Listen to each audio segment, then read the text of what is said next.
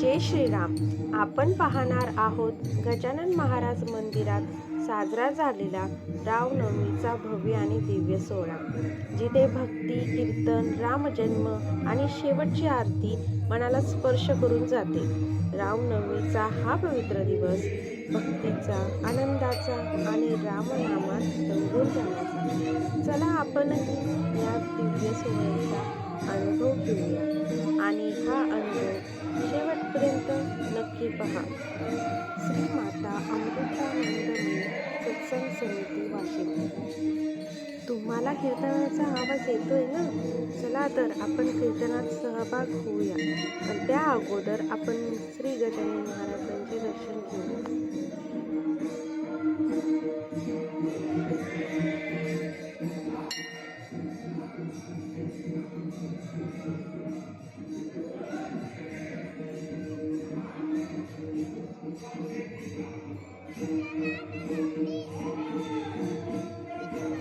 तुम्ही घेणार का माझ्यासोबत गजानन महाराजांचे पावलाचे दर्शन? चला तर घेऊया. जय श्री गजानन.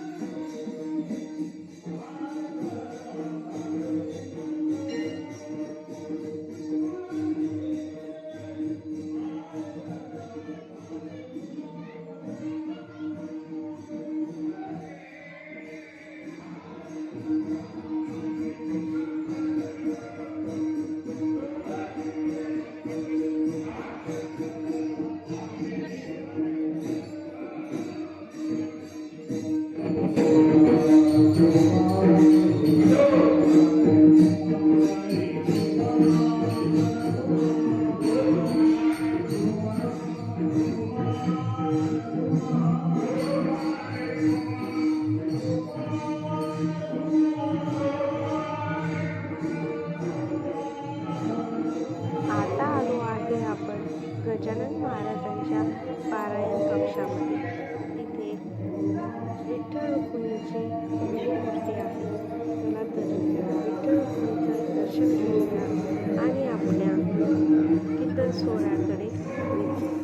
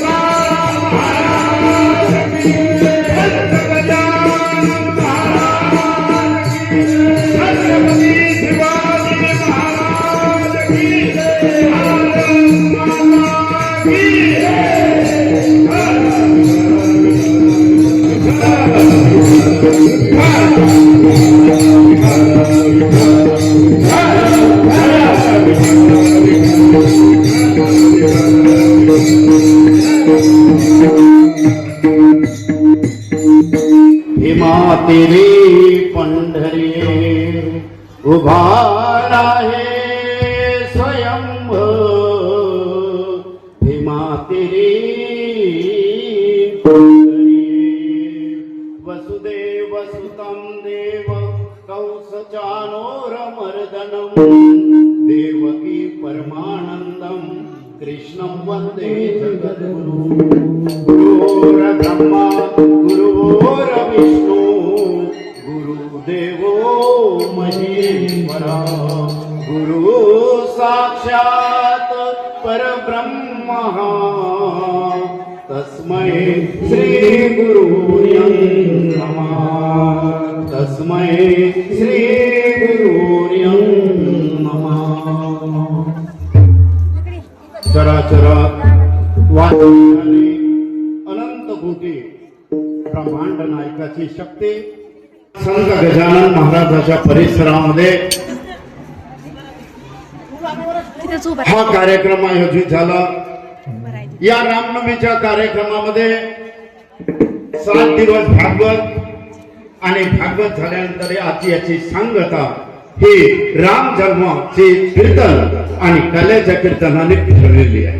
याप्रमाणे या राम जन्माच्या कीर्तनासाठी घेतलेला अभंग जगद्गुरु तुकोबारायाचा 4 चरणाचा अभंग आहे। यावरील पांडुरंगाच्या कृपेने आई बापाच्या आशीर्वादाने आणि तुमच्या जनता जनार्दनाच्या प्रेमाने माझ्या अल्पशा बुद्धीने मी करण्याचा प्रयत्न करतो। पांडुरंग परमात्मा माय भाव सदैव हरी कीर्तनाच्या पाठीत त्या पांडुरंगाला नमस्कार करतो। ज्या मायभूमीवर पवित्र संतांचे आगमन आहे, पवित्र संतांचं प्रतिष्ठा आहे, त्या मायभूमीला नमस्कार करतो। त्या सर्व टाळकरी मंडळीला नमस्कार करतो। सर्व जनता जनार्दनाच्या पायावर विनम्र अभिवादन करून माझ्या हरी कीर्तनेच्या सेवेला सुरुवात करतो।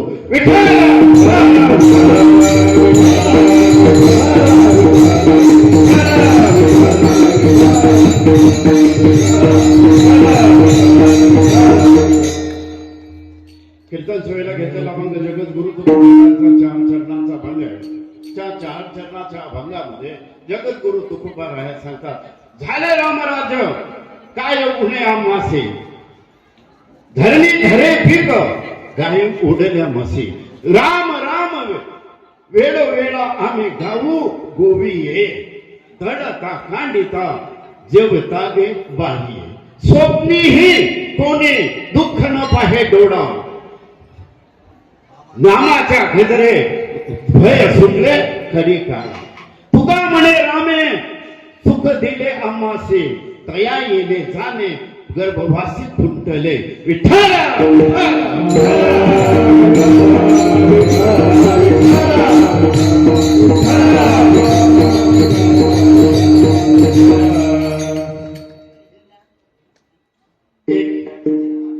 हिंदू समाजासाठी आज महत्वाचा दिवस आहे।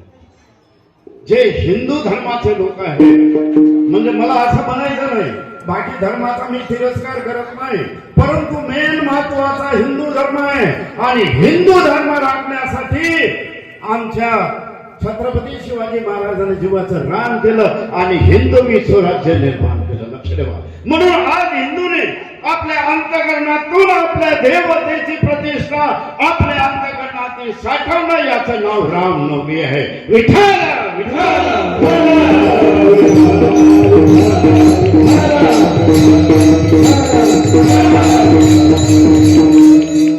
असा हा प्रभू आहे, असा हा राम आहे, असा हा अवतार आणि आम्हाला देव कोणता आहे? जगद्गुरु तुकोबाराय सांगतात, आम्हाला देव कोणता? बडिया माझा पंढरी राव सगळ देवाचा देव असणारा आमचा पांडुरंग आहे, आमचा परमात्मा आहे, आमचा विठ्ठल आहे आणि त्या विठ्ठलाला प्रथम नाम आहे पांडुरंग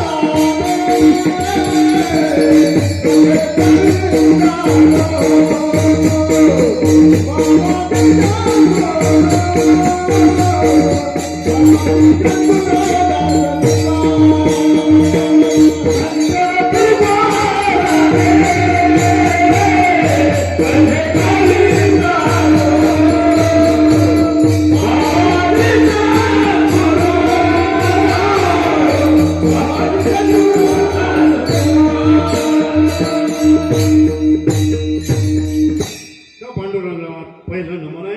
आता प्रश्न असा आहे की आपल्याला या सुरुवातीपासून आपल्याला त्याचा विचार करणार आहे। लक्ष ठेवा, कीर्तन कशाचं आहे?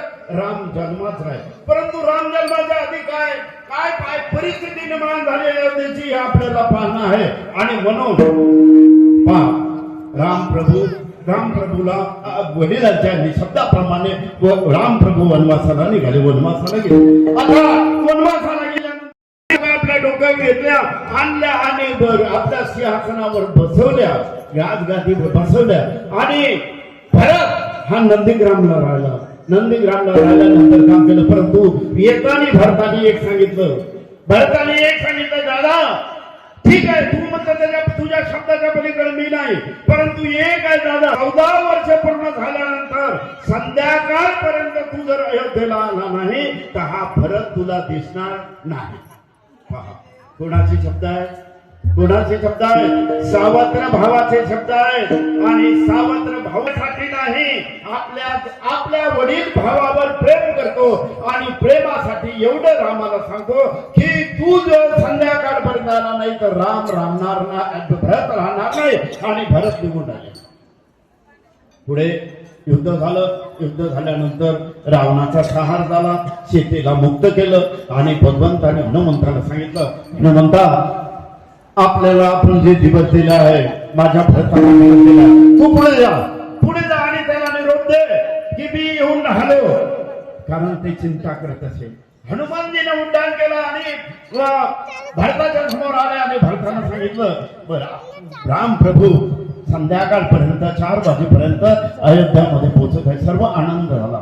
भरत नाचायला लागले. हनुमंताच्या समोर भरत आजूबाजूने नाचायला लागले. साऱ्या अयोध्यामध्ये प्रेम झालं आणि अयोध्यामध्ये प्रेम झाल्यानंतर राम प्रभू अयोध्येमध्ये अवतीर्ण झाल्यानंतर दुसऱ्या रोजचा राज्याभिषेक ठरला. कारण राजासाठी राजा पाहिजे म्हणून राज्याभिषेक ठरला आणि राज्याभिषेकाची व्यवस्था झाली. सर्व व्यवस्था झाल्यानंतर राम प्रभू सिंहासनावर बसले. राम, सीता, लक्ष्मण सर्व सिंहासनावर बसले आणि सिंहासनावर सर्व मित्रमंडळी त्यांची सर्व सोबत होती. ज्या मित्रमंडळीने राम प्रभूला साथ दिली ती मित्रमंडळी सर्व त्यावेळी होती. परंतु त्यावेळे भरत हा दिसत नव्हता. म्हणून हनुमंताने विचार केला की हा भरत एवढ्या अशा प्रसंगाला कुठे, म्हणून त्यांनी पाहिलं तर भरत हा कुठे होता. भरत हा रामाच्या पाठीमाग ते छत्र घेऊन उभा होता. आणि हनुमंतांनी सांगितलं प्रभू रामचंद्राच्या कानात, हे देवा भरत कुठे दिसत नाही, भरत कुठे आहे. आणि त्यावेळी रामाने सांगितलं की राम माझ्या पाठीमाग पहा, माझ्या पाठीमाग भरत आहे. आणि भरत छत्र घेऊन उभा होता आणि डोळ्यातून आसू चालू होते, डोळ्यातून अश्रू चालू होते. आणि अश्रूना एवढा मोठा प्रसंग आहे. हनुमंत भरत राजाजवळ गेला आणि सांगितलं, भरता एवढा आनंदाचा प्रसंग आहे आणि तुझ्या डोळ्यामधून अश्रू काय. भरताने सांगितलं, मी पापी आहे.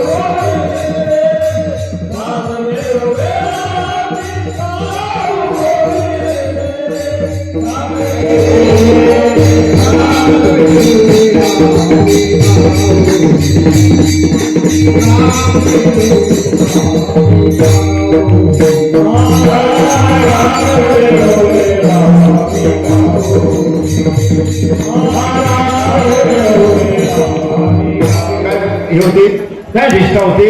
राम वेळ वेळ आम्ही गाऊ ओविये या प्रभूचं नामस्मरण करू आणि ते कसं करू? दडता कांडता जेवता ग बाई ये. सर्व घटामध्ये बसलेला आमचा राम आहे आणि आम्हाला रामाशिवाय दुसरं काय नाही हे ज्यावेळी समजते त्यावेळी प्रभूची भक्ती उदयास येते. विठ्ठल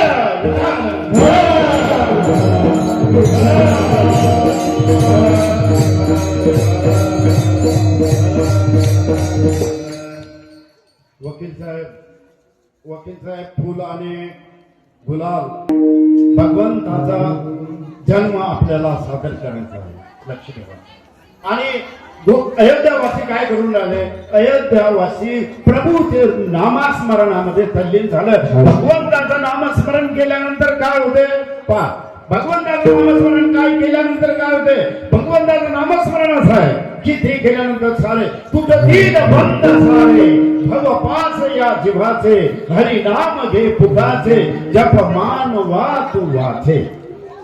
या परमात्माचं नामस्मरण केल्यानंतर संसारामध्ये आलेले विघ्न आमचे नाश होतात, नाश पावतात आणि आम्हाला सद्बुद्धी येते, आम्हाला प्रेम निर्माण येते. त्याचं नाव आहे राम.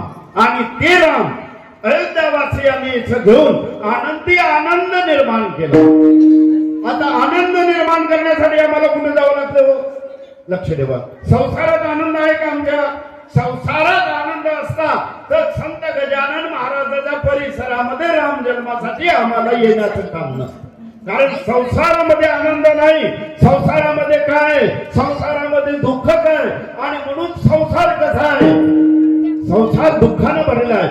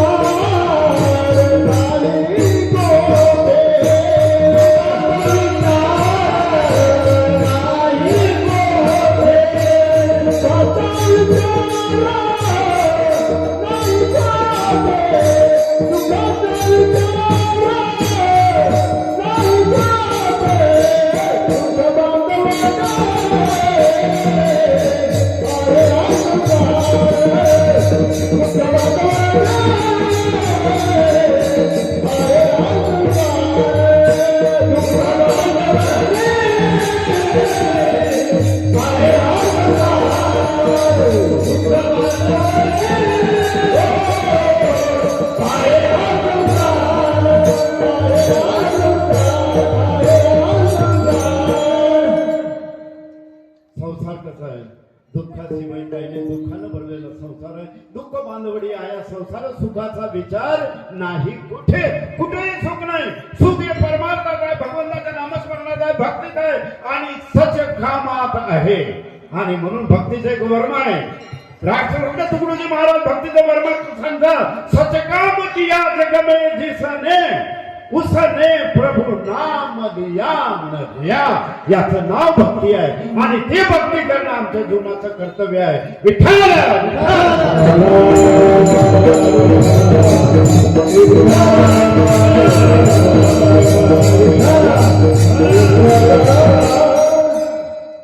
प्रभू अवताराला येण्यासाठी तीन महत्वाचे कारण आहेत. एक, प्रभूला पतिव्रतेचा असलेला शाप. नंबर 2, साधूचा शाप. आणि नंतर 3 नंबर, आई बापाचा शाप. हे 3 शाप आहेत. या 3 शापामुळे प्रभू रामचंद्राला अवतार घेणार आहे. आता याचं विश्लेषण आपल्याला आपला टाइम झाला. टाइम आता झोळ आला. 5 मिनिट आपल्याला टाइम आहे. 5 मिनिटात आपल्याला प्रभू रामचंद्राच्या अवताराचं आपल्याला कार्य सांगणं आहे आणि त्याच्यानंतर उरलेल्या चरणाचा आपण अर्थ सांगण्याचा प्रयत्न करू. विठ्ठल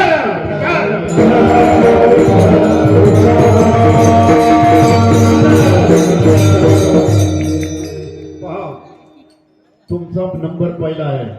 कारण पतिव्रतेचा मिळालेला पहिला शाप आहे रामाला. लक्ष ठेवा. किती अधिकार आहे तुमचा? किती अधिकार आहे तुमचा? म्हणून अर्धनाटी नटेश्वर म्हटलं तुम्हाला. आणि तुम्हाला काय म्हटलं? आदिमाया शक्तीचं रूप म्हटलं. आणि हे आदिमाया शक्ती आहे म्हणून आमचा परमार्थ आहे. आता पहा ना, किती आमच्या मावल्या आहेत. आमची माणसं पहा कुठे आहेत, किती आहेत माणसं पहा. माणसं कुठं बसले असतील, चुना घोटत, तंबाखू घोटत, इकडे तिकडे गप्पा करत, याचे टिंगल करा, त्याची नालस्ती करा, एवढं करा. पण मांच्या माय मावल्या एवढ्या झाल्या. आणि म्हणून संत गजानन महाराजाचा हा दरबार फुलासारखा भरला. हे भाग्यवान आहे विठ्ठल.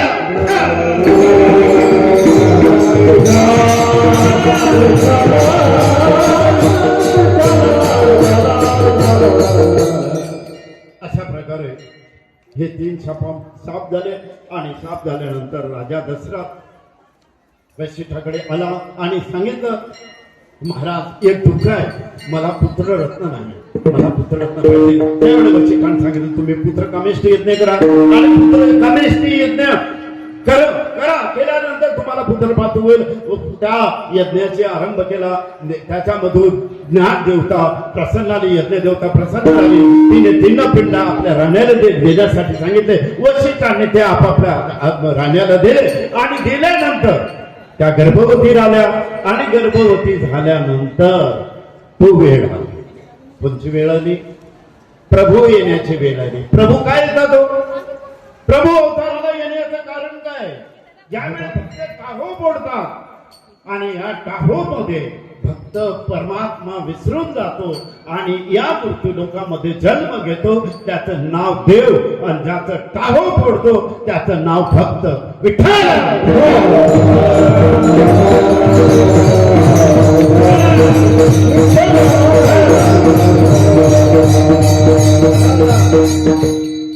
अशा प्रकारे गर्भ वाढत राहिले 3 राण्याचे. आणि ती विस्तृत सांगत नाही, कारण ते सांगताना टाइम आपला जास्त होऊन राहिला. त्याच्यामुळं हा टाइम आला. आणि टाइम आल्यानंतर शुक्ल पंचाची ही 9वी आहे. या 9वीमध्ये प्रभू रामचंद्र कौशल्य मातेच्या हृदयामध्ये संचार झाला. आणि ती वेळ आली, सर्व वातावरण प्रसन्न झालं. आणि या वातावरणामध्ये भगवान परमात्मा कौशल्याच्या समोर अवतीर्ण झाले. प्रभू रामचंद्र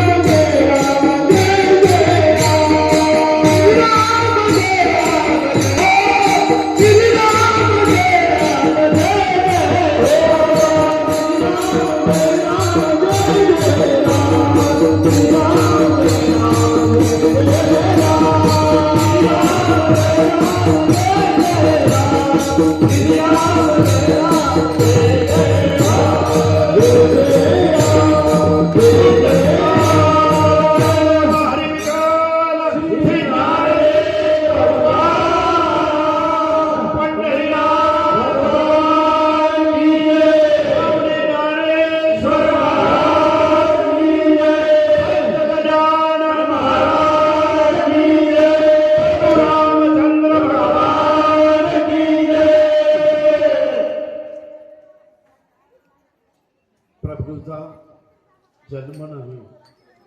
पहा, लक्ष देवा. परमात्मा अवतीर्ण झाले. अयोनी संभव प्रगट झाला हा राग हो. प्रगट होतो अयोनी संभवातून प्रगट होतो तो देव आहे. माणसाला जन्मात आल्यानंतर जन्म घ्यावा लागतो, हा माणूस आहे. परंतु परमात्मा अयोनी संभवामधून येतो, तो देव आहे आणि ते भक्त आहे. विठ्ठल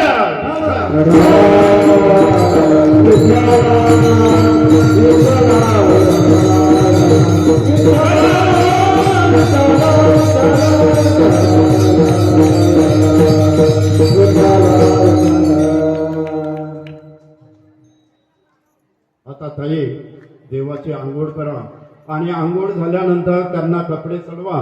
तोपर्यंत आम्ही बाकीचा भाग हे घेतो आणि त्याच्यानंतर तुम्ही पाळणा म्हणा, देवाचा पाळणा होऊ द्या. आज परमात्मा अवतीर्ण झालेला घटामध्ये असलेला राम, आज त्या रामाची जाणीव झाली आम्हाला. लक्ष ठेवा, आज त्याची जाणीव झाली आणि याची जर जाणीव आम्हाला नेहमी झाली, वारंवार झाली, राम राम वेळो वेळा गाऊ ओवी, हे अयोध्यावासी म्हणतात. आणि हे जर झालं तर आम्हाला आमच्या संसारामध्ये उपाय नाही. पण आम्ही काय केलं, आम्ही त्याला विसरलो आणि नाशिवंत संसाराला कवटाळलं, म्हणून आम्हाला दुःखाचं कारण आहे. दुःखाचं काय कारण आहे? चुकली या वर्मा फेरा पडे, हे वर्म आमचं चुकलं आणि हे वर्म आम्हाला कोणी सांगितलं, आमच्या संतांनी सांगितलं आणि ते मार्गदर्शनामुळे आम्हाला प्राप्त झालं. लक्षात ठेवा. म्हणून जीवनामध्ये तुम्हाला आम्हाला काय करायचं ते जरूर अवश्य करा. काम धंदा करा, व्यापवण्यासाठी आम्हाला करणं आहे आणि ते आवश्यक करा. पण त्याच्याही मध्ये त्याच्यामध्ये काय सांगतात, देवाची या द्वारी उभा क्षण भरी तेने मुक्तिचारी. काय म्हणते माऊली? माऊली काय झाली? एक क्षण तरी देवाला विसरू नको रे. ज्यानं जन्म दिला तो अवतीर्ण झाला आणि या जगाचं दुःख दूर केलं, त्याचं नाव देव आहे. आणि ज्या दुःखामध्ये पिचला याचं नाव माणूस आहे, याचं नाव मानव आहे. आणि हा मानव दुःखामध्ये पिसत आहे आणि देव त्याला सोडण्याचा प्रयत्न करते आहे, याचं नाव अवतार आहे. विठ्ठल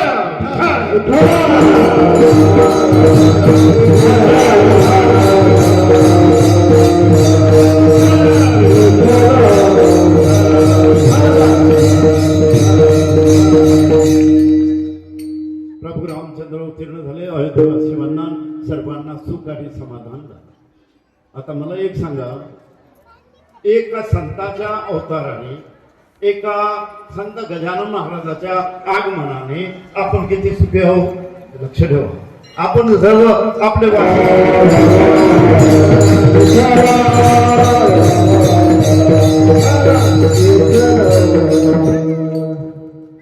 आता प्रश्न एक राहिला, राम वेळोवेळा आम्ही गाऊ होवी, हे अयोध्यावासी म्हणतात. अयोध्यावासियांनी हे केलं आणि हे केल्यानंतर साधकांनी तुकोबारायाला प्रश्न केला की तुकोबाराया, हे याचं करायचं काय काम आहे?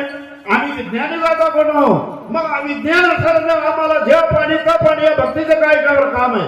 जेठ विभाग आम्ही आहोत. याचं कारण काय आहे हे महाराज तिसऱ्या चरणामध्ये सांगतात.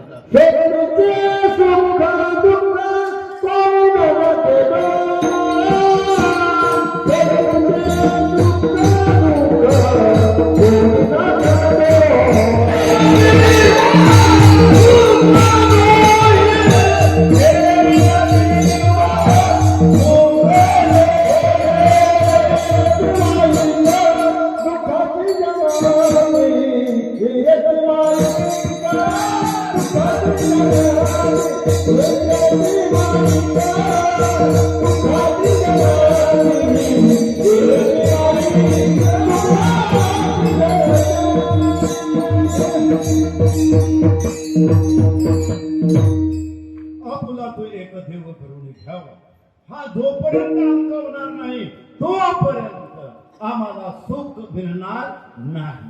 आणि या सुखामुळे हे घेतल्यामुळे काय झालं? कडिकाळाला भय आलं, कडिकाळ सुद्धा दूर पडाले. कुणामुळं? नामामुळं. एक वेळ यमराजाने एक लिस्ट दिली आणि आपल्या चौकाला सांगितलं, जा हे जीव घेऊन या, या जीवांचा आता आयुष्य संपलं, यांना यमपुरीला घेऊन या. आणि ते यमदूत आले.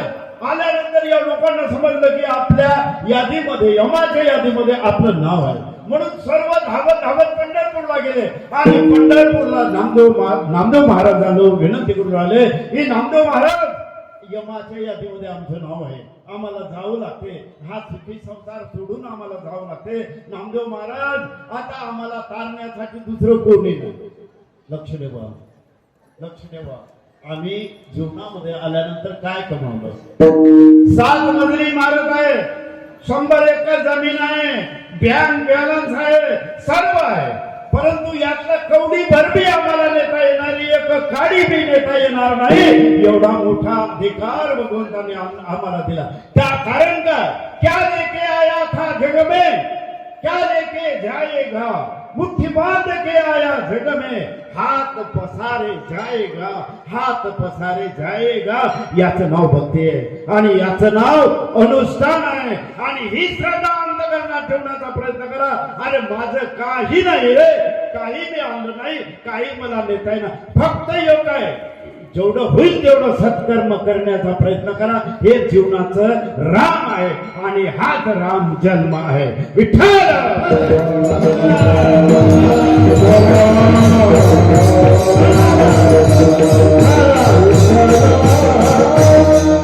मग सर्व मंडळी नामदेव महाराजांकडे गेले. नामदेव महाराजांनी सांगितलं, रे हो, तुमच्या गळ्यात माळा आहे का, कपाळावर गंध आहे का, पंढरीची वारी करता का, वारी पांडुरंगाची? नाही, आम्ही काय करत नाही. बर, मग आता काय तुम्ही काही करत नाही, माझ्या पांडुरंगासाठी काय करता, मग तुम्हाला तारण्यासाठी आता मी काय करू? म्हटलं तुम्ही संत ना. अहो, आम्हीचा जीव कसाही जरी असला आणि तो धावत धावत सद्गुरू गजानन महाराजाच्या पायावर आला आणि सांगितलं, बाबा संत गजानना, माझं एवढं रक्षण कर. संत गजानन तुमच्या पाठीशी उभा राहते आणि तुमचं रक्षण करते. लक्ष ठेवा. तसे नामदेव महाराज, तुम्ही संतांना याच्यातून आम्हाला मार्ग सांगा, आम्हाला आता हे यमाचे दूत ओढून नेणार आहे. त्यांनी सांगितलं, काही काळजी करू नका. अरे माझ्या देवाचं नाव आहे, अमर नाव आहे, ते तुम्हाला काढ, मी सांगतो त्याप्रमाणे करा. म्हटलं सांगा काय करायचं? तुम्ही एक एक माळ लावा, चंदन लावा, हाती पताका घ्या, माझ्या दिंडीत द्या. त्या लोकांनी सांगितलं, हो बाबा, तुम्ही एक म्हणता, आम्ही 2-2, 3 माळा घालतो, पण आम्हाला याच्यातून वाचवा. नामदेव महाराजांनी सांगितलं, ते काही करायचं काम नाही, मी एवढं सांगतो एवढं करा. आणि ते त्याप्रमाणे केलं. आणि नामदेव महाराजांच्या दिंडीमध्ये सर्व ते नवीन झालेले वारकरी आले, वारकरी आले. आता यमराजाचा आदेश होता त्याप्रमाणे सर्व यमाचे दूत आले आणि पाहतात, अरे आपल्याला यांना जे न्यायचं आहे ते हे तर येते, कशात आहेत, या पालखीत आहेत, भगवंताचं नामस्मरण करतात. आता काय करायचं? मग ते आजूबाजूनं, त्या दिंडीच्या आजूबाजूनं फिरत होते. पहा, दिंडीला महत्व किती आहे हे मला सांगायचं आहे. लक्ष ठेवा. आपण जी दिंडी काढतो ना प्रगट दिनाची, माझ्या माय माऊल्या किती येतात हो, आणि सर्व खेड्याचे सर्व लोक येतात, वृद्ध झालेले माणसं येतात, बालबच्चे येतात, आणि सर्व आपण या नगरामध्ये 70 वारकऱ्याच्या दिंड्या सोबत आपण ही परिक्रमा करतो. काय आनंद आहे, काय आनंद आहे. मला सांगा, अरे बाबा हो, हा आनंद कोणामुळे आहे? तुमच्यामुळं आहे. आज संत गजानन महाराजाचं नाव कोणामुळे आहे? तुमच्यामुळं आहे. आणि आपण त्याप्रमाणे करण्याचा प्रयत्न करा. मग एवढं करत असताना देहरावं अथवा जावं, पांडुरंग दृढ भाव, हा दृढ भाव झाला. आमच्या आई बहिणीच्या पायात चप्पल नसते, चप्पल ही ज्यावेळी प्रदक्षिणा होते ना, पायात चप्पल नाही, चप्पल काढून ठेवतात. अनुवानी पायानं सर्व वाशीमध्ये फिरणाऱ्या आमच्या माऊल्या आहेत. आणि आज या वाशीमध्ये एक फर्स्ट नंबरची, पहिल्या नंबरची संत आमच्या संत गजानन महाराजाची आहे. याच्यामध्ये आमचा सर्वांचा सहकार्य आहे. तुमच्या सहकार्याशिवाय परमार्थ नाही. आणि संसारासाठी जर आम्हाला सर्वांची जरूरत आहे, आमच्या या परमार्थासाठी जरूरत नाही. आज या हालचं पोट भरलं, पोट भरलं, पोट भरलं. पहा, कारण झालं, माझ्या माऊल्या आल्या, माझे हे भक्त मंडळी आले, आई माझे काडकरी आले, सर्व आले, आणि आनंदाच्या भरामध्ये भगवंताचा जय जयकार आपण केला, भगवंताचा जन्म सादर केला. हेच आपल्या जीवनाचं भाग्य आहे. विठ्ठल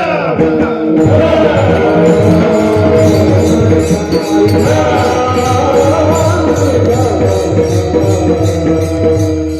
यमदूताने पाहिलं, आता यांना न्याव कसं? मला काय म्हणायचं आहे तुम्हाला? नामाची ताकद काय आहे? ताकद यम असून, यमाची ऑर्डर असून पण नाही काही करता आलं आणि मग शेवटी यम फिरले आणि पुन्हा हे वारकरी नामदेव महाराजांकडे गेले आणि महाराज सांगितलं, महाराज अहो ते आजूबाजूने येतात, आम्हाला ओढून देतील, हो आम्हाला ओढून देतील, माझी मुलं आहेत, माझी पत्नी आहे, माझे आईबाप आहेत, यांना कोण आहे महाराज? आम्हाला याच्यातून पार पाडा, आम्हाला आमचं रक्षण करा. नामदेव महाराज म्हणतात, अरे तुम्हाला काही गरज नाही, त्याची अडचण नाही, तुमच्या पताका आहे ते पताका उंची करा आणि मोठ्याने भगवंताचं नामस्मरण करा. विठ्ठल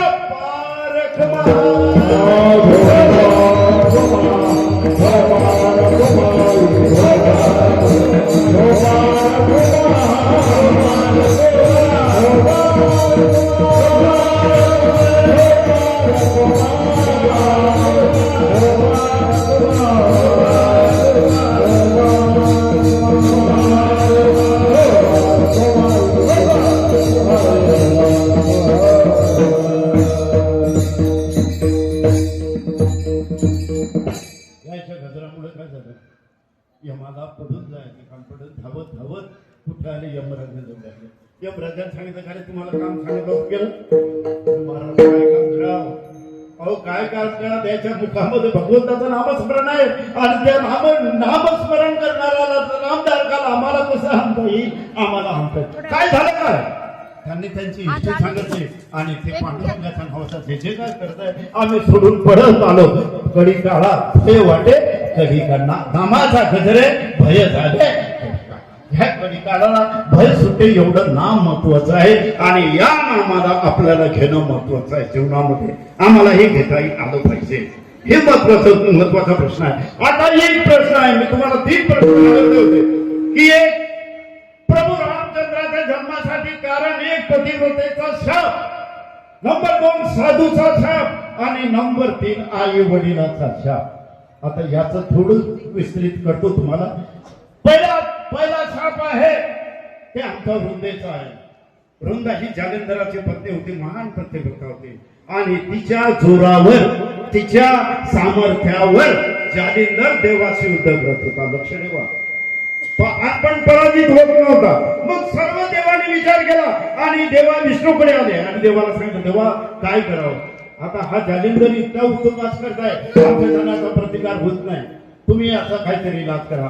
देवाने विचार केला की याचा प्रतिकार करण्यासाठी या प्रतिव्रतेचं पवित्र जोपर्यंत भंग होणार नाही तोपर्यंत जालंधर मरणार नाही. आणि जालंधराने स्वारी कुठे गेली? जालंधराने स्वारी कैलासावर.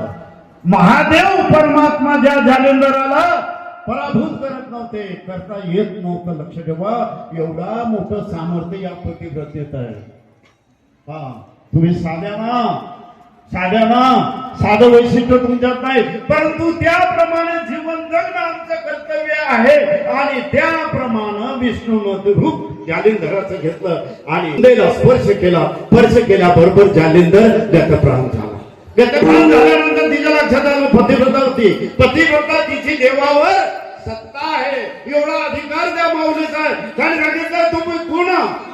पटकन तू नाही, मी तुम्हाला शाप दे. विष्णू भगवान जो जगाचा नायक परमात्मा आहे तो पतिव्रते पुढे आणि आपल्या रूपात आला. सांगितलं, वृंदा मला हे करावं लागलं, माझ्या या देवासाठी करावं लागलं, या संसारासाठी करावं लागलं. तर म्हटलं, देवा तू जे काय केलं हे किती काय तुझ्यासाठी, तुझ्या देवासाठी, या जनतेसाठी, पण माझा विचार केला का? माझा पती गेला, माझा आता वियोग झाला. हा वियोग तुला पुढच्या अवतारात भोगावंच लागेल. हे वृंदेनं दिलेला शाप 1. नंबर 2 संतान दिलेला शाप. ज्यावेळी विश्वसुंदरीचे आपलं लग्न व्हावं हे नारदाच्या अंतकरणात आलं. नारदाने विचार केला, आपलं तसं या स्वयंवरात जायचं, आपल्याला दिव्य रूप पाहिजे. मग हे दिव्य रूप विष्णू जोडे आहे, म्हणून ते धावत विष्णू जोडे गेले आणि परमात्माला सांगितलं, परमात्मा तुमचं रूप मला द्या, मला त्या विश्वसुंदरी सोबत विवाह करायचा आहे. देवाने सांगितलं, ठीक आहे, तसा वाईट तुला पाहिजे ना. म्हणजे त्याला अहंकार निर्माण झाला होता. नारदाला जो अहंकार निर्माण झाला, तो अहंकार भगवंताला नायनाट करायचा होता. सांगितलं, ठीक आहे, दिला. तर त्याने आपलं रूप घेतलं आणि तो त्या सभा मंडपामध्ये आला आणि पहिल्या खुर्चीवर बसला. एवढं स्वरूपवान विष्णूचं रूप त्याला प्राप्त झाल्यानंतर त्याला काय पाहिजे. आता विश्वसुंदरी तिकडून आली. विश्वसुंदरी मध्ये कोण. साक्षात लक्ष्मी. आणि लक्ष्मीला पाहिल्यानंतर नारद वेडावून गेला. आता माझं विष्णूचं रूप आहे आणि ही मला माळ घाले म्हणून ते पाहत राहिले. परंतु विश्वसुंदरीने त्याच्या समोरून पुढे गेली आणि बाजूने विष्णू होते त्यांच्या गळ्यात माळ टाकली. नारद विचार करतो माझ्या गळ्यात का नाही माळ टाकली. विष्णूचं रूप आहे ना. आजूबाजूचे देवते ते म्हटले हो महाराज तुमचं रूप एक वेळ आरशात पहा. आरशात मला काय झालं. माझं रूप विष्णूचं आहे ना. ते आरशात पहा म्हटल्यानंतर गेला. पाहता तर सर्व शरीर माणसाचं आणि तोंड कुणाचं होतं. वानराचं गर्भहरण झाला. आणि मग धाबत आले. विष्णू जोडे आले आणि विष्णू भगवंताला सांगतात देवा तुला काही मागत नव्हतं रे. एवढंच मागत नव्हतं तुला मी. परंतु तू दिलं नाही. परंतु हा माझ्या विश्वसुंदरी योग झाला. या युगाबद्दल मी तुला शाप देतो. पुढच्याही जन्मात तुला ते योग तुला सहन करावं लागेल. हे राम आणि सीतेचा वियोग आहे आणि त्या युगामध्ये तुला हा वानरच मदत करतील. हे प्रमाण आहे. हा शाप कोणाचा आहे. कोणाचा शाप आहे. संताचा शाप आहे. पहिली प्रतिव्रता लक्ष ठेवा. पहिली प्रतिव्रता दुसरा संत आणि तिसरा प्रकार सांगतो. तिसरा प्रकार आई आणि भाव. पहा हे दोन प्रकारामध्ये भगवंतानी जे कार्य केलं या जगासाठी कार्य केलं. लक्ष ठेवा. जगासाठी कार्य केलं. या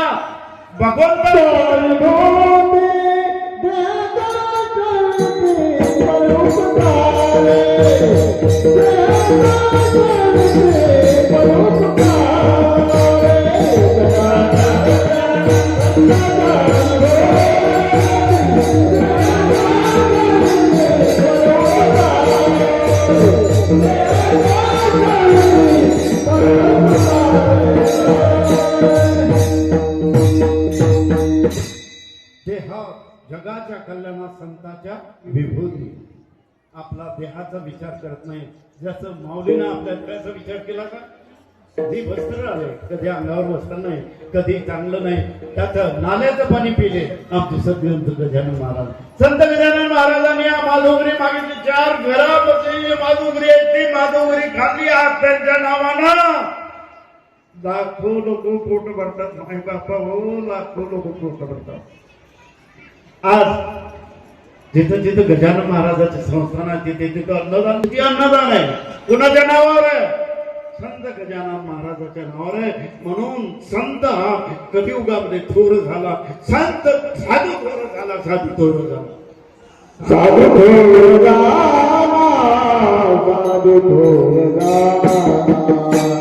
साधू थोर झाला.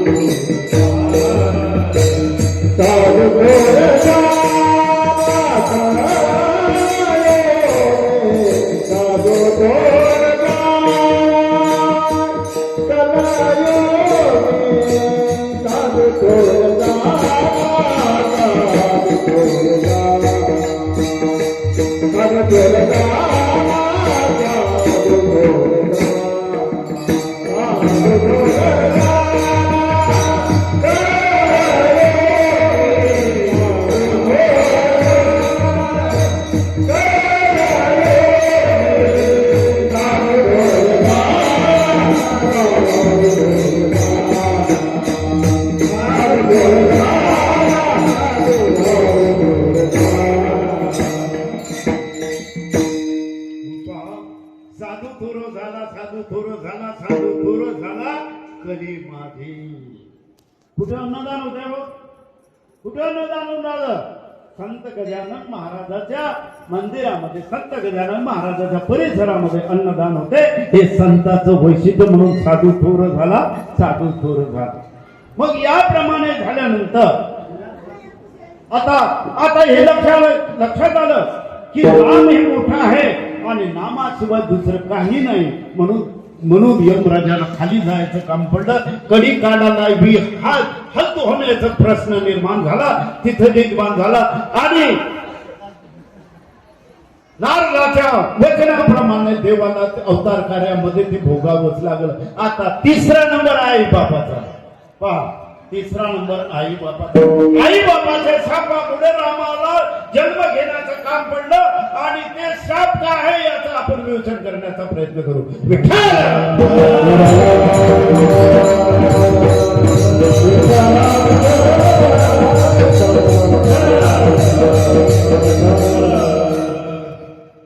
आई बापाचा शाप काय?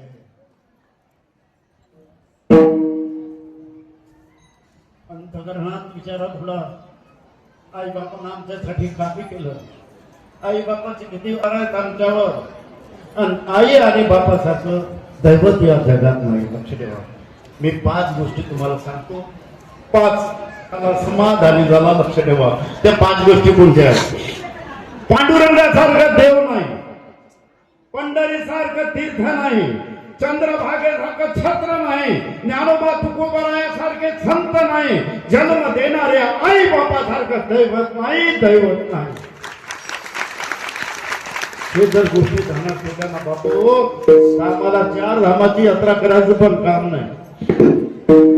इतकं सुख आमच्या जवळ आहे, त्याचं नाव आई बाप आहे. आणि या आई बापानं देवाच्या अवताराला शाप या आई बापानं दिला. एवढं सामर्थ्य त्या आई बापाचं. आता आई बापाचं सामर्थ्य कसं आहे? श्रावणाचे आई बाप गडद आंधळे. परंतु एक दिवस त्यांनी विनंती आणि आपल्या श्रावणात सांगितलं, श्रावणा आम्हाला काशी विश्वनाथाच्या दर्शनासाठी जायचं आहे, पण आम्ही दोन्ही गडद आंधळे आहोत. काही वाहनाची त्यावेळी वाहनाचं काही हे नव्हतं. आणि मग असं जायचं कसं? या गडद आंधळ्या माणसांना कसं द्यायचं? मग श्रावणाने विचार केला आणि एक कावड निर्माण केली. आणि आपल्या कावडीमध्ये एका पारड्यात बाप, एका कांद्यात आई बसवले. आणि श्रावण बाळ काशी यात्रेसाठी आई बापाला घेऊन चालला. लक्ष ठेवा. आई बापाला घेऊन चालला. मग करत असता एक दिवस संध्याकाळ झाली. आणि संध्याकाळ झाली, आता इथं काम करावा म्हणून आपली कावड कळंबाच्या झाडाला टिकवली. आणि आई बापाने सांगितलं, श्रावणा तहान लागले रे बापा, पाणी बाळा. श्रावणानं सांगितलं, ठीक आहे, मी पाणी घेऊन देतो. आणि श्रावणानं आपले कबंडलू घेतलं, आपली झारी घेतली आणि पाण्याच्या शोधामध्ये चालला. तेवढ्या पहा योग कसा असतो. अयोध्येचा राजा दशरथ तिथं आला आणि आपली शिकार करण्यासाठी दिवस गेला, पण शिकार मिळाली नाही. आता काय करावं म्हणून तो संध्याकाळी त्या वृक्षावर बसला की संध्याकाळी आता कोणीतरी काही श्रापते पाणी पिया येईल, आपल्याला त्याचे शिकार करता येईल. राजा दशरथ नेम धरून त्याच्यावर बसला. इकडे श्रावण बाळ आला. श्रावण बाळांना पाणी प्यायला आनंद झाला. 2 लोटा पाणी पिला आणि आपली झारी त्या पाण्यामध्ये बुडवली. त्या पाण्याचा गुडगुड आवाज आला. तो आवाज राजा दशरथाने कानावर पडला. राजा दशरथाला वाटतं कोणी काहीतरी श्रापला आहे आणि पाणी पियायला आलं. म्हणून राजा दशरथाने संधान केलं आणि तो जसा बाण आला तसा श्रावणाच्या छातीमध्ये लागला. श्रावण प्राण झाला. श्रावण पडला, जमिनीवर पडला. आता दशरथाचा बाण श्रावणाच्या छातीमध्ये लागला. श्रावणाच्या तोंडामधून काय आलं? काय उद्गार आले?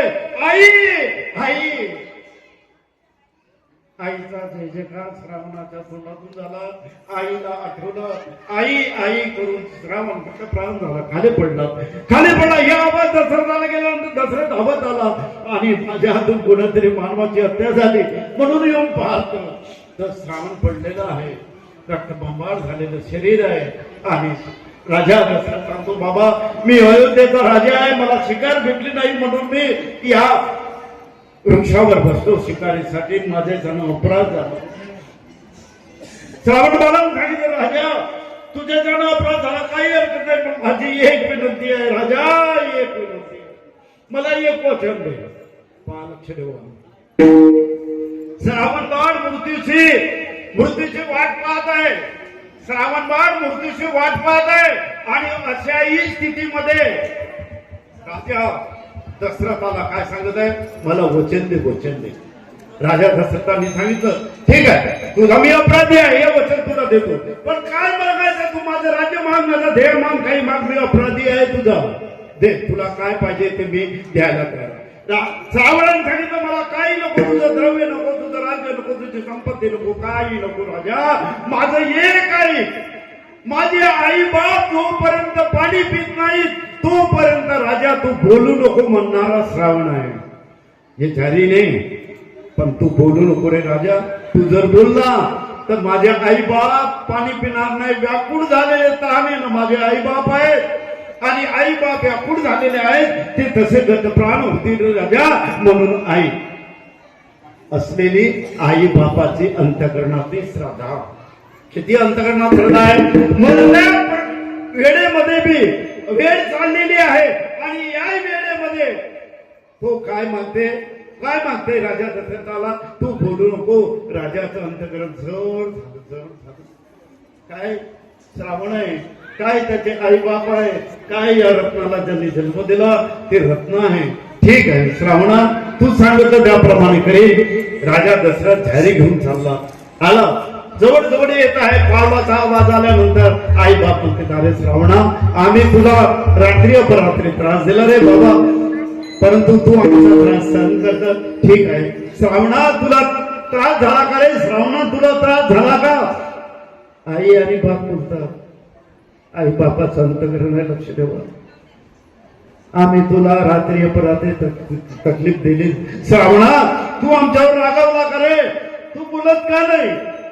आता राजा दशरथानं वचन दिलं होतं की माझे आई बाप जोपर्यंत पाणी पित नाही तोपर्यंत राजा बोलू नको, हे वचन राजा दशरथाचं. परंतु राजा दशरथ बोलायला तयार नाही. तेवढ्यात त्याने विचार केला, ठीक आहे श्रावणा, तू बोलत नाही ना, बोलू नको, पण आमचा नियम आता ऐक, आम्ही असे मरू, पण जोपर्यंत तू बोलणार नाही तोपर्यंत आम्ही पाणी पिणार नाही. हे राजा दशरथानं ऐकल्यानंतर राजा दशरथ हात जोडून म्हणतो, बाबा, मी अयोध्येचा राजा दशरथ आहे, आणि श्रावणाचा अंत माझ्या बापानं झाला, माझ्या हातानं गलती झाली बाबा, माझ्या हातानं गलती झाली, मी पाणी घेऊन आलो, कारण श्रावणाच्या वचनामध्ये अटकलो, आणि श्रावणानं जाता जाता मला वचन दिलं, माझे आई बाप बोलत नाही तोपर्यंत बोलू नको. हे त्यांचं वचन आहे, आणि त्यांच्या वचनापर्यंत तुम्हाला मी आतापर्यंत बोललो नाही. बाबा क्षमा करा, बाबा मला क्षमा करा. आमचा श्रावण गेला. राजा, काय आमच्या श्रावणानं तुझं वाईट केलं होतं रे? राजा, आमच्या श्रावणानं काय नुकसान केलं रे तुझं? आम्ही म्हातारे आहो, आंधळे आहो रे. आता बोल झाला आम्हाला, एकच झाला होता आमचा श्रावण, आणि तो दुहिरावून घेतला. आता या जगामध्ये कशासाठी वादा बाळायचं, कशासाठी राहायचं? परंतु एक लक्ष ठेव, पहा, आई बापाचा श्राप सांगतो तुम्हाला, आई बापा एक लक्ष ठेव. राजा, आता तुला आम्ही श्राप देतो. हे आई बाप तुला श्राप देतात की राजा, तुला 4 मुलं होतील, परंतु अंत समयाला एकही तुझ्या कामी पडणार नाही. जसा आम्हाला दुःख आज श्रावणाचं आहे, तसं तुला 4ही पोराचं दुःख निर्माण होईल, आणि हे तुला भोगावं लागेल. आई बापाने दोन्ही उड्या टाकल्या, आपला जीव समर्पित करून टाकला. अयोध्येला आला, आणि अयोध्येला आल्यानंतर वशिष्ठाला सांगितलं, महाराज असं झालं, ठीक आहे, हा आई बापाचा एक तुम्हाला श्राप आणि उशाप आहे की त्यांनी सांगितलं तुम्हाला 4 मुलं होती, परंतु अंतसभी कोणी नाही, म्हणजे तुम्हाला मुलं झाल्याशिवाय राहणार नाही. हे कुणाची वाणी आहे? आई बापाची वाणी आहे. म्हणून एक पतिव्रता, दुसरा साधू, आणि तिसरे आई बाप. लक्ष ठेवा, आई बापात ताकद किती आहे? ताकद आई बापात काय ताकद आहे हे ताकद जाणण्याचा प्रयत्न करा. आज कलियुगामध्ये याची जरूरत आहे. आई बाप वृद्धाश्रमात आहे, आई बाप कोठ्यात आहे, आई बाप भीक मागतात, आम्हाला त्याची जाण नाही रे बापू. तुमचा आमचा संसार सुखी होईल कदापि होणार नाही, कदापि होणार नाही. म्हणून आई बाबाला ज्या परिस्थितीमध्ये आहे त्या परिस्थितीमध्ये सांभाळण्याचा प्रयत्न करा. हेच आई बापाचं व्रत आहे आणि हेच आई बापाची शिवा आहे आणि हेच राम जन्म आहे.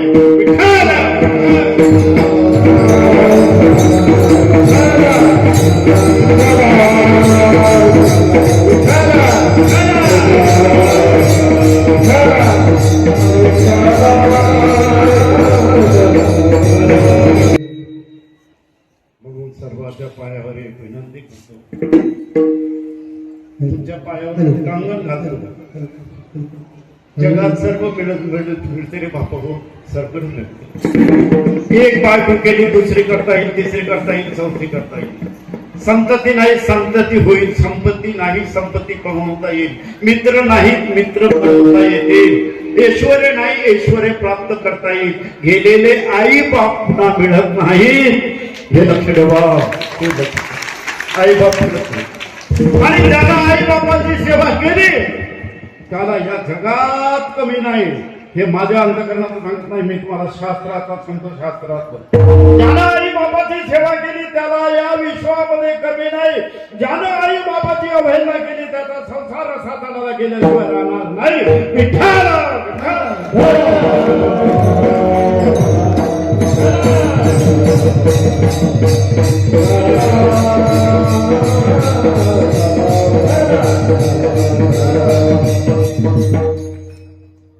या आई बापाच्या सेवेचं एक वैशिष्ट्य आहे. आणि या रामनवमीच्या पर्वावर मी मोठेपणा सांगत नाही आणि मोठेपणा करायचं काम नाही. कारण काय, जे सत्य घटना आहे ते सांगतो तुम्हाला. आमच्या डॉक्टर बाहेती साहेबांनी आई बापाची सेवा केली आणि आपल्या या भाविक भक्तांना थंड पाणी मिळावं म्हणून आईच्या नावानं थंड पाण्याची ती मशीन निर्माण केली. त्याच्यावर नाव कोणाचं आहे? त्याच्यावर नाव कोणाचं आहे? डॉक्टर साहेबांचं आहे का? परिवाराचं आहे का? नाही, मायचं नाव टाकलं. मायचं आईचं नाव टाकलं. गंगा मा ते नाव टाकलं. लक्ष ठेवा. म्हणून जशा मला असं म्हणायचं नाही की डॉक्टर साहेबांसारखी तुम्ही सेवा करा, नाही. माझ्याच्यानं जसे होईल तसे, पण माझ्या आई बापाचे अश्रू माझ्या परिवारामध्ये दुःखानं मी पडू देणार नाही. एवढं जरी केलं तरी याचं नाव भक्ती आहे, याचं नाव भक्ती आहे. काहीच करू नका, काहीच करू नका. फक्त आई बापाचं अंतकरण दुखू नका. आणि हाच राम जन्म आहे, हेच राम नवमी आहे आणि हेच संताचा दरबार आहे. विठ्ठल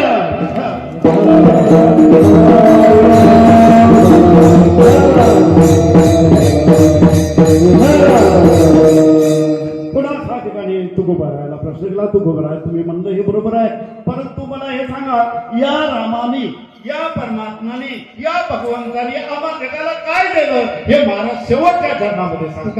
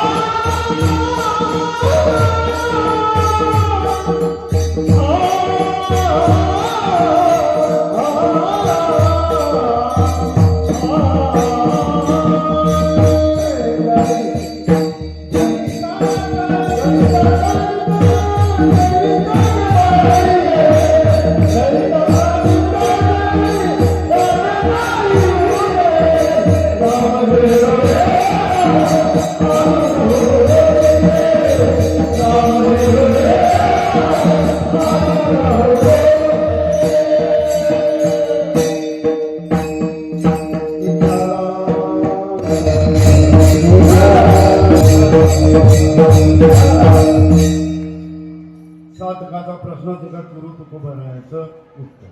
साधकाने सांगितलं प्रभू रामचंद्राचा जन्म करायचा, एवढं करायचं, एवढी भक्ती करायचं, मग या रामानं आम्हाला दिलं काय? हा प्रश्न साधकाचा. तुकोबाराने सांगितलं त्याने काय दिलं? माझ्या प्रभूने काय दिलं? रामे सुखे दिले आपुले तया येणे तया गर्भवासी येणे जाणे तुमकडे. गर्भवासाचे दुःख आहे, जन्म येणार मरण हे जे आहे ते निघून गेलं. हे माझ्या परमात्मानं दिलं आणि हे महत्वाची गोष्ट आहे. आणि म्हणून राम वेळोवेळा आम्ही गाऊ गोडावी. आम्हाला राम प्रभूचं नाव घेण्याचं कारण आमचा संसार हा दुःखानं भरलेला आहे. याच्यामध्ये सुखाची वाट आम्हाला दाखवणारा तो आहे, तो राम आहे, ते सद्गुरु गजानन महाराज आहे. आणि त्या मार्गानं आम्हाला जायचं आहे. एक वेळ आपण परमात्माचं नामस्मरण करू आणि नामस्मरण केल्यानंतर आपल्याला काल्याच्या कीर्तनाचा कारण काला आहे आणि काल्याचे कीर्तन 15 मिनिटात घेतलं की आपल्याला हे सर्व आपलं समारोप करायचा आहे. आणि त्याच्यानंतर महाप्रभूने हे आमच्या हृदयामध्ये धरण्याचा प्रयत्न करा. एक वेळ परमात्माचं सर्वांनी टाळ्या वाजवून भगवंताचं नामस्मरण करा.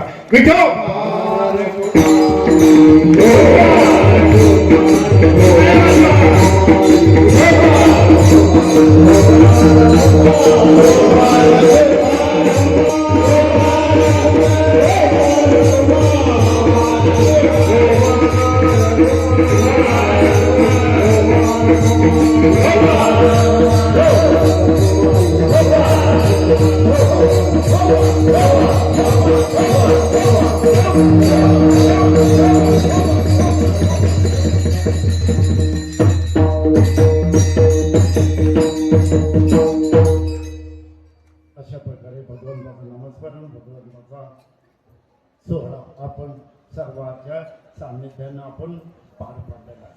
आता ज्या वेळेस संप्रदायाचे सांगता होते त्यावेळी काल्याच्या कीर्तनानंच व्हावे हा वारकरी संप्रदायाचा दंड. आणि वारकरी संप्रदायाचा दंड असल्यामुळे 7 दिवस भागवत चाललं. 7 दिवसाच्या भागवताचे यजमान या परिवाराने यजमानपद घेतलं आणि 7 दिवस सर्व हे आहेत भागवताचे यजमान. मग आता त्याची सांगता आपल्याला करायचंय. सांगता त्याची करायची म्हणजे रामजन्माचं कीर्तन होईल का? नाही. आम्हाला काय करायला? काल्याचंच कीर्तन करावं नाही. काल्याच्या कीर्तनाचा आणि या शब्दाचा काय संबंध आहे? प्रश्न एक आहे, काय संबंध आहे? देवाचं जमत नाही, दुसऱ्या जमत जमत नाही, 36 कोटी देव आहेत ना, कोणी देवाचं घ्या? नाही नाही नाही. कारण याला कारण आहे. याला कारण म्हणजे हा सत्ता आहे. आणि हा सत्ता पूर्णत्व जाण्यासाठी काय पाहिजे? कालाच पाहिजे. आणि त्यासाठी तो अवतार पूर्ण तप पाहिजे. राम पूर्ण अवतार पूर्ण आहे, पूर्ण तप नाही, पूर्ण तप अवतार आहे फक्त तो कृष्ण. आणि म्हणून कृष्णाचं चरित्र याच्यामध्ये आम्हाला सांगावं लागते. त्याचं नाव काला आहे. विठ्ठल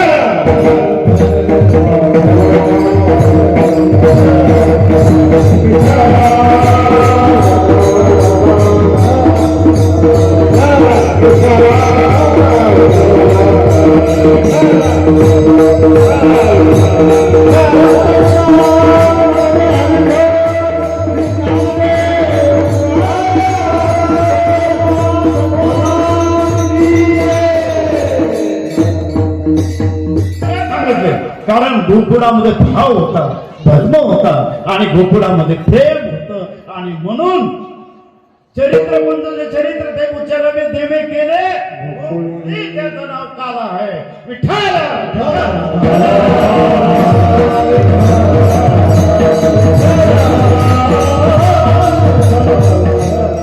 हा काला परमात्मा अवतीर्ण झाल्यानंतर वासुदेवाने त्यांना गोकुळात आणल्यानंतर लहानाचे मोठे झाले आणि आपले सोंगडी जमा केले, सर्व गोपाळ जमा केले.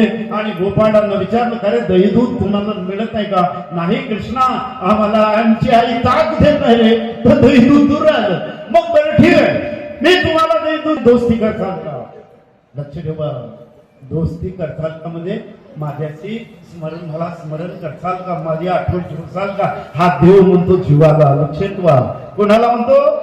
सद्गुरु गजानन महाराज आम्हाला सर्वांना म्हणतात, "अरे, मी तुमच्याशी दोस्ती करतो, मी तुमचा आहो, पण तुम्ही माझे आका."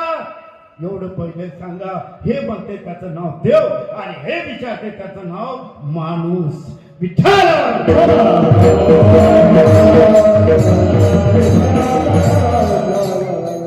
सर्व गोपाळांनी सांगितलं आणि त्याप्रमाणे कृष्ण परमात्माने एका घरी जाऊन चोऱ्या करायच्या.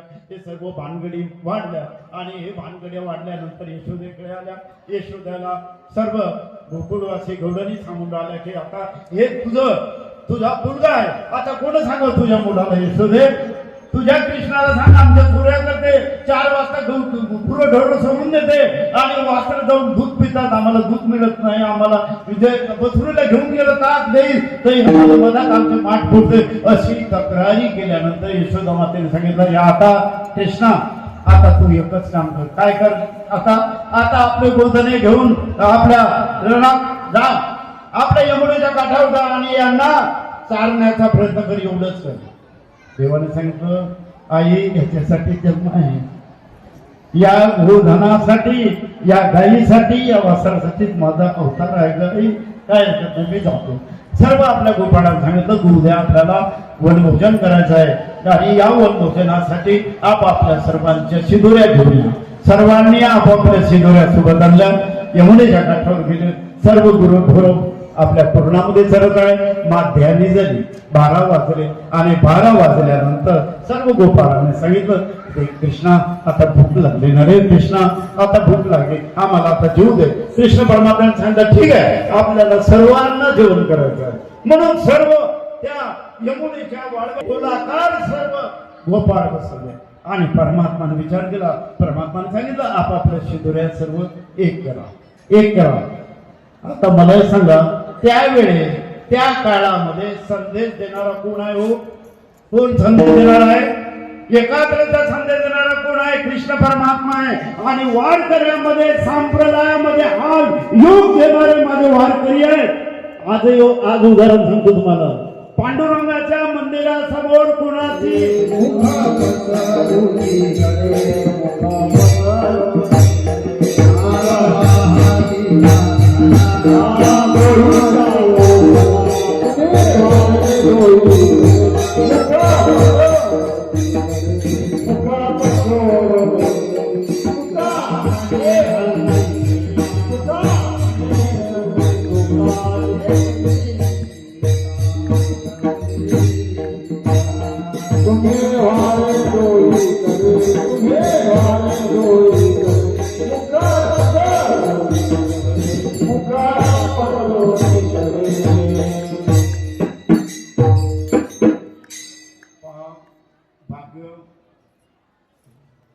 धावत आला आणि आपला कार्यक्रम दिला. लक्ष ठेवा, हे भाग्य आहे. सद्गुरु गजानन महाराजांना संदेश दिला, त्या संतांनी हा संदेश आम्हाला दिला.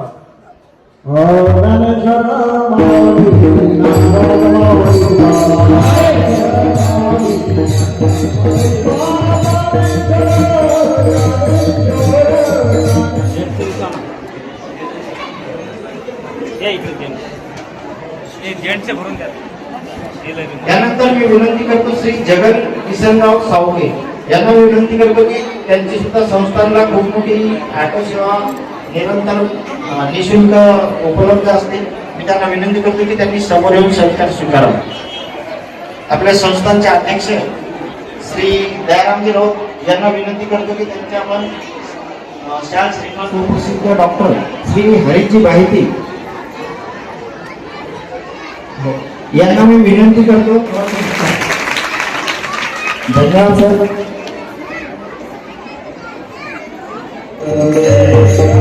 Oh,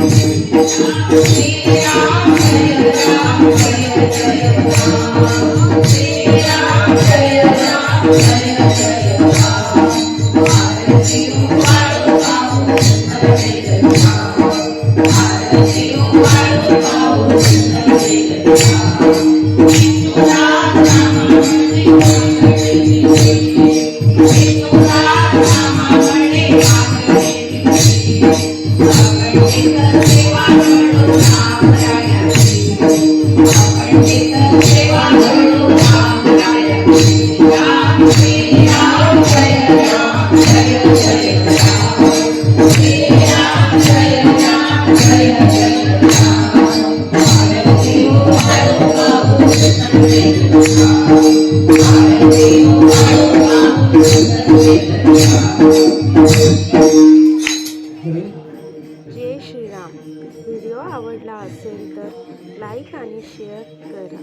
कमेंटमध्ये जय श्रीराम नक्की लिहा. जय गजानन.